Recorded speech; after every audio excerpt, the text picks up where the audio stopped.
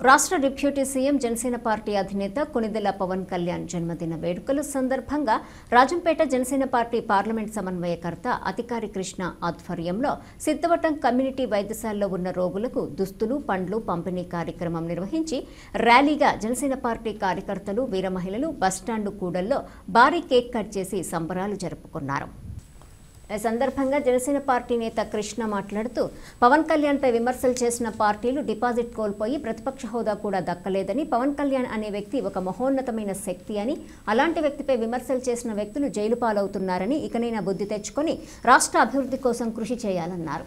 Deputy CM Pawan Kalyan ఇలాంటి జన్మదిన వేడుకలు మరెన్నో జరుపుకోవాలని అన్నారు. ఈ కార్యక్రమంలో కూటమి నేతలు పాల్గొన్నారు.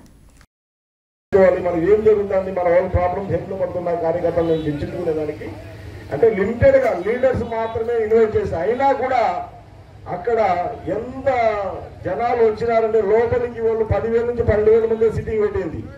లోపలికి పంపించలేకపోతే గ్రౌండ్ బయట గోల ఇక్కడ ఆడ మీటింగ్ పెట్టుకుని 200 నుంచి 300 మంది మీటింగ్ అంటే 1,200 మంది దూరేశారు. అంటే ఎట్లుందంటే ఆయన మీద అభిమానం ఉంది, కానీ మనం ఆ సిస్టమేటిక్ గా ఆ ప్రజల్లోకి తీసుకోలేకపోతున్నాం.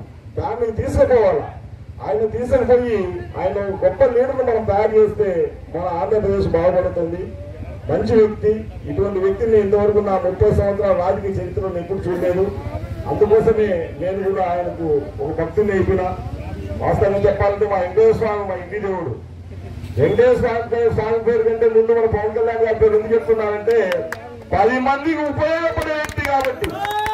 అందుకోసం స్వామి ఎక్కడ ఉన్నాడో మనకు కనబడదు, కానీ పవన్ కళ్యాణ్ గారు మన ఎదురు కనబడుతున్నాడు.